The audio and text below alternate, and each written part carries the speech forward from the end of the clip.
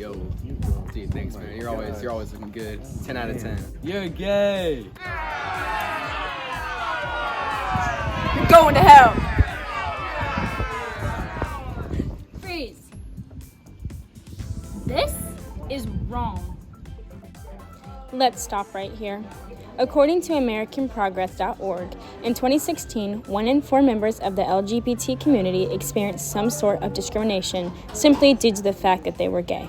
This is unacceptable behavior on how to treat others who are part of the LGBTQ community. Maybe you guys could kiss. What's up, my homo? Hey, what's good? What's good? Ah, shoot. You're right. Love all people. There are two different Christian stances on sexuality. One stance is that the Bible only prohibits excessive lust and exploitive relationships. This stance is for biblical support of homosexuality. However, sexuality does not define us.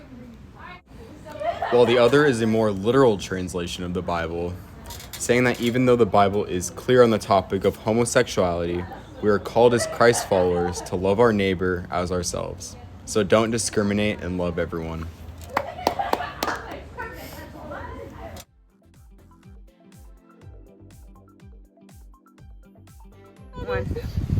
Hey Mom, can I talk to you about something? Sure, bud. What's up? Well Mom, I've been thinking about it for a little bit and I think that I'm gay. You're gay? Not in my house. Get out. Get out now. No one will ever understand. Out. Freeze. This is not okay. LGBTQ youth are more than 4 times as likely to attempt suicide than their peers. The Trevor Project estimates that more than 1.8 million LGBTQ youth 13 to 24 seriously consider suicide each year in the U.S., and at least one attempts suicide every 45 seconds. Let's repeat. Wow. Son, thank you so much for sharing. I know that was very hard to say. I just want you to know that regardless of anything, I will always love you for every moment of your entire life.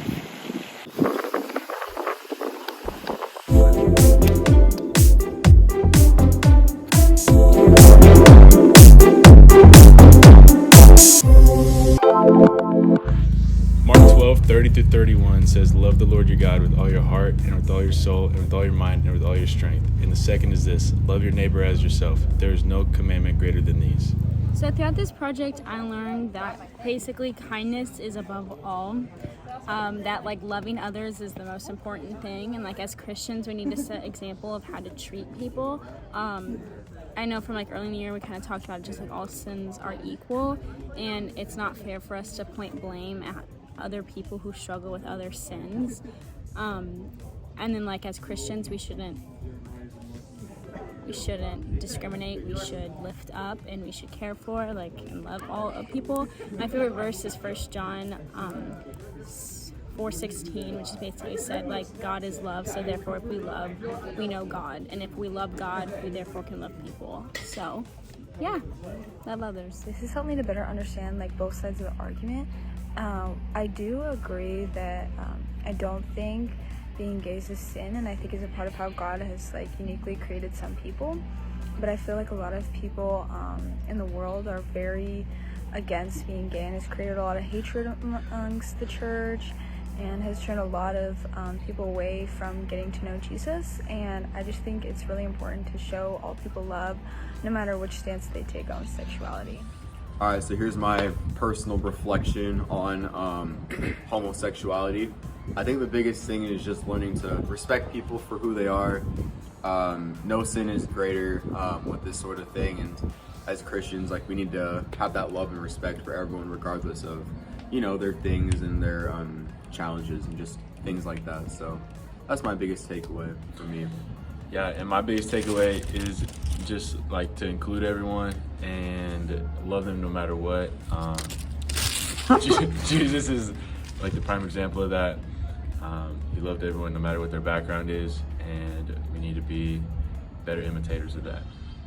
Sweet.